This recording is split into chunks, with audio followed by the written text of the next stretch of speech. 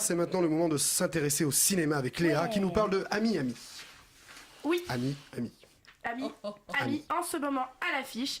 Alors, le pitch se réchauffe au micro-ondes. C'est l'histoire d'un mec largué par sa meuf qu'il n'arrive pas à oublier, mais sa meilleure amie / coloc trop cool, trop bonne, trop swag va être là pour s'occuper de lui à grands coups de pied dans le derche et de serment. Plus jamais d'amour et de sentiments, que du cul dans leur vie.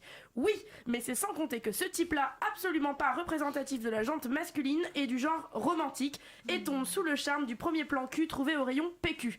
Ce n'est pas un effet de style pour ma chronique, il rencontre vraiment sa future meuf au rayon PQ. Pour préserver chacune des deux relations, romantique d'un côté, platonique de l'autre, il cache l'existence de l'une à l'autre et vice-versa. Pari plutôt risqué et évidemment patatrac.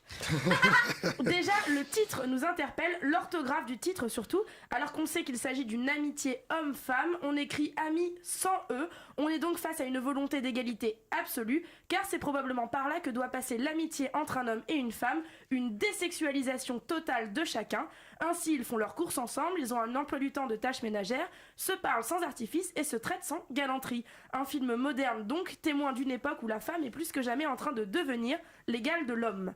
Cette comédie romantique force le respect dans le sens où tout ce qu'il s'y passe est normal. On assiste de plus en plus à des comédies où les personnages ont un grain ou une particularité, une sorte de culte de l'extraordinaire pour répondre à une époque où la norme est devenue ringarde.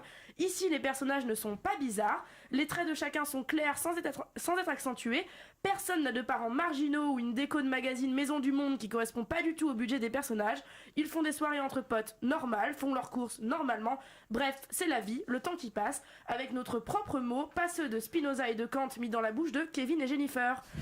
Les dialogues très crus, réalistes et dans l'air du temps, une sorte de nouvelle vague que nous propose Victor Saint-Macary pour son premier film en tant que réalisateur. Entre cette bromance moderne et une amourette mignonne, on a quand même de la place pour un Jonathan Cohen au top de son emploi en meilleur pote, mais pas trop, du héros interprété par William Legbill, qui quitte enfin son emploi de meilleur pote de Kev Adams dans Soda. Une guest star chouette aussi avec un petit monologue assez fantastique, mais j'ai pas envie de vous révéler qui c'est pour ne pas vous griller la surprise. À noter aussi une séquence jump cutée, c'est-à-dire montée avec plein de coupures hyper rythmées, très bien foutue, une espèce d'affrontement avec un ton qui tranche nettement avec le reste du film, à la fois drôle et glaçant, un peu noir et très intense, façon Guerre des Roses qui peut nous rappeler les scènes très violentes de comédie comme on pourrait trouver chez Tarantino.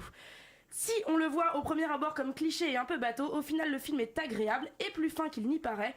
Moi personnellement j'ai passé un bon moment, je vous conseille d'y aller, de préférence avec votre moitié et votre meilleur ami pour une ambiance gênante au top.